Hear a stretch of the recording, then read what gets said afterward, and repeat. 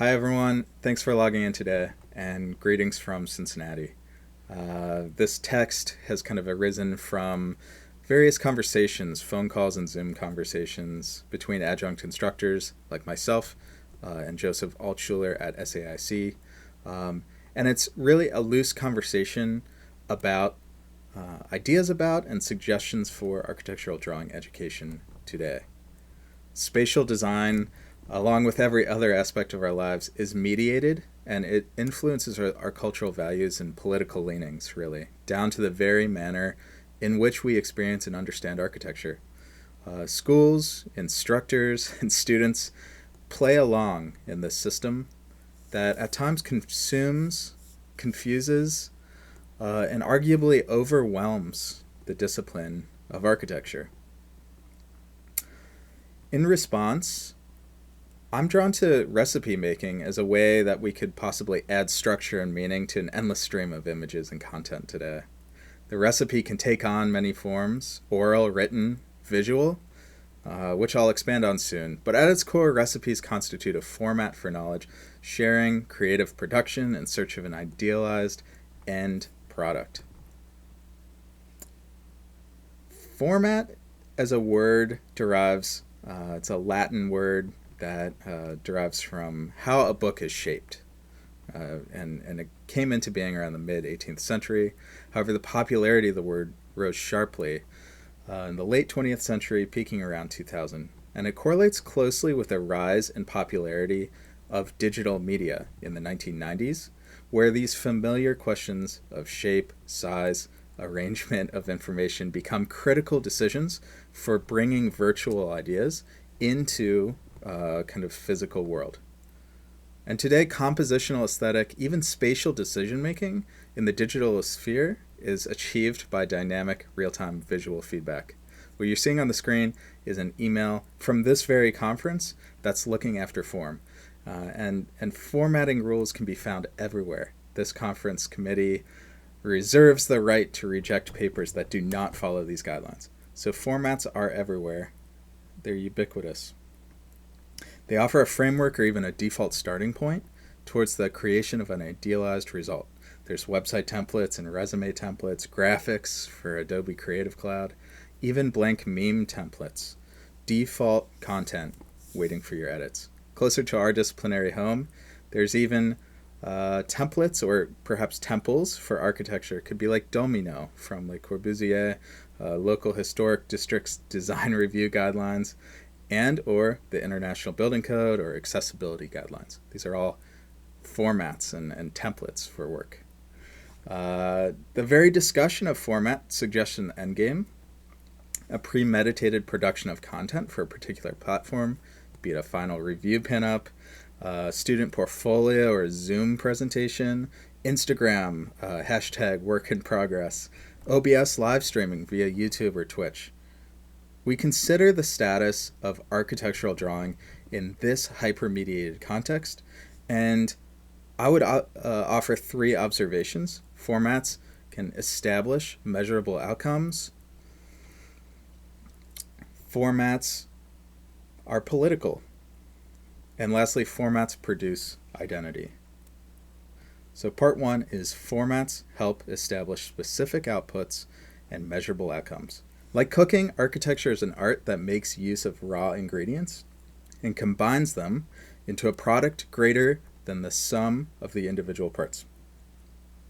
To the beginning design student, formatting is a way to play by the rules and productively operate from day one, or at least in parallel with learning about the broader discipline.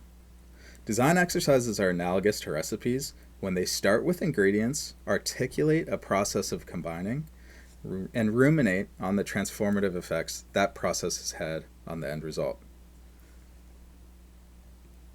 Recipes articulate quantities and step-by-step sequencing of combinations. So here you're seeing an introductory series of lines, and you might mix these lines and create some kind of composition or mixture, so to speak. Very rarely the material properties of the starting ingredients are visible at the end of the exercise of mixing food together. Implicit in following a recipe is the understanding that some kind of transformation occurs. And finally, of course, is the opportunity to taste and reflect on the creation that you've made. Are the ingredients still visible?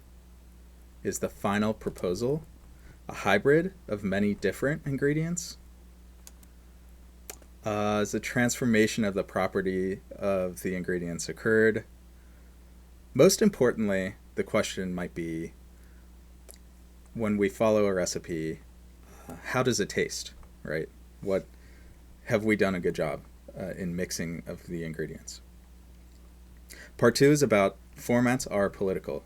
Formats are political tools that build consensus and shared values, both among students and teachers, and because of this, they require careful attention and development.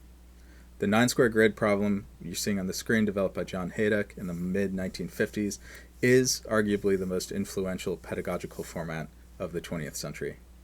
The format leverages formal principles from minimal art, where a defined framework of visual rules generates infinite sets of creative outcomes. So, premised on an ideology of forgetting and retraining, this format seeks to wipe the cultural slate clean and give all beginning design students an equal set of rules and tools. There's problems with this, however. Equal and equitable are definitely not one and the same, right? So arguably, this format would erase the identity or render certain cultural preconceptions or life experiences as indispensable to the ideal forms of the architectural discipline. Most core architecture curricula in the United States are, quote, predicated on the assumption that new students arrive with cultural preconceptions about design that need to be expunged. Cultural students are uninformed assumptions. Many schools establish a reductive conceptual basis for exploring architectural issues through carefully bounded design exercises, end quote. Contrast this approach of forgetting and retraining with an alternative approach.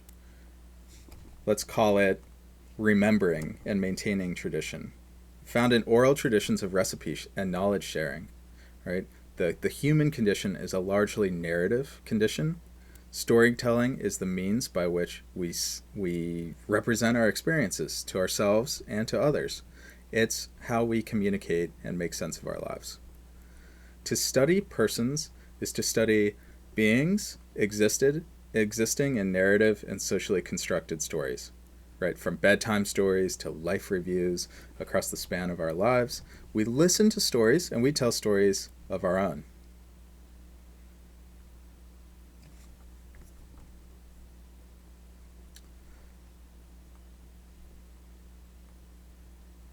Part 3. Formats produce identity. Format is undeniably intertwined with an idealized outcome. It's all about the process. Or is it all about the product? You take a recipe, perhaps a list of ingredients and associated weights, and a method. What do you need? How much of it? How do you use it? Precise amounts of ingredients are combined into a defined sequence, and the result is dough. The dough is shaped into a form.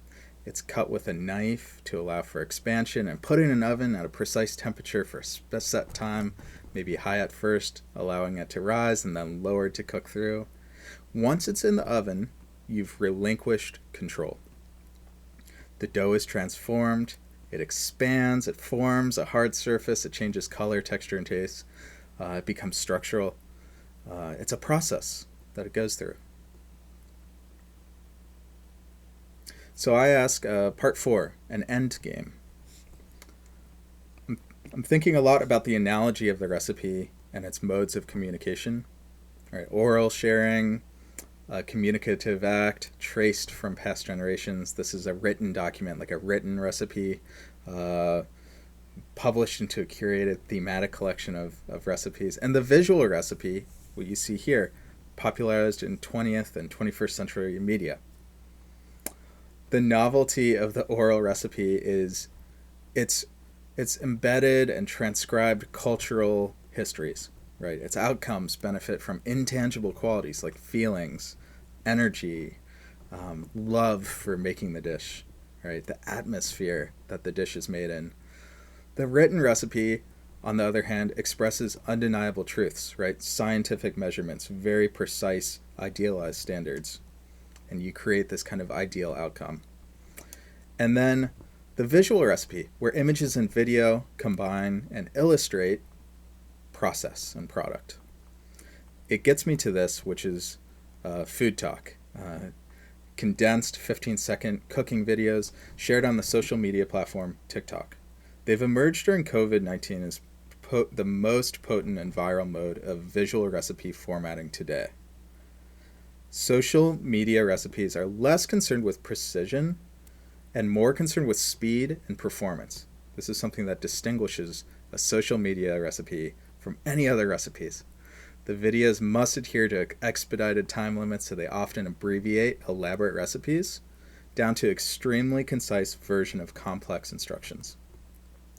And the most effective and viral recipe videos depart from measured, calm, cheerful instruction to something more pressing and urgent, even at times aggressive.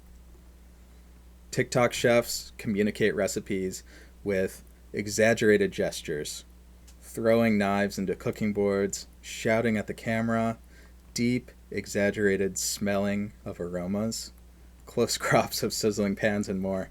Food Talk is expertly crafting digital shorts that snap viewers out of their endless scroll with highly performative shock and awe tactics. And so I'm left really, I guess, both skeptical and intrigued at the performative format of social media recipes. Its rapid-fire information delivery isn't really necessarily precise or exhaustive. However, its aesthetics are about heightening our senses while cooking. And the most successful recipes convey the sights and the sounds and the smells of cooking all into one kind of consumable media format, which I think is really critical. A quick sampling of other food talk recipes on TikTok at the time of writing the paper revealed they've been viewed a collective 1.3 billion times. Broader search for hashtag food reveals over 100 billion views. So performance is unfolding before our eyes as a method of instruction that I think deserves attention and consideration. Its effects are persuasive, its aesthetics are visceral, it's a taste of something radical and new. The big question I want to ask is how we might absorb these lessons into our discipline. How do we absorb lessons of recipe making into our own work? Can aesthetic speed translate into beginning design student education? You know, is this quality of being precise and rigorous absolutely necessary? Drawing formats from performance is an opportunity for us to see past the horizon at a moment when architectural representation seems to be eclipsed by its addiction to the past. And the result, as you're seeing on the screen, might be manifested in the manner in which students discuss their work in a remote Zoom call, or a way that architectural information is managed and revealed, a hacking of disciplinary conventions or unexpected hybrids in spatial design. Our work as educators should shift from imageability of student work to designers of recipes. Recipes thrive when confronted with variation and complexity. They elaborate new flavors, seasonal produce, high altitudes, and more, just by adjusting proportions and sequencing, substituting of ingredients. So to conclude, I wanted to share an idea and just kind of a lingering thought. The idea that recipes offer this format to initiate inclusive, diverse, and delicious outcomes in a way that shifts away from a rigid, centralized curriculum model. I wonder if we could possibly explode that model into multi-hour lecture seminars, or let's say avoid a multi-hour lecture seminar in favor of a flexible, decentralized network of 1-minute choreographed micro lessons. Let's call them micro workshops, where any combination of these workshops might establish an all-you-can-eat buffet for students as they're navigating their own education. So that's the thought I'll leave you with, which is perhaps an alternative to the centralized curriculum model. Thank you.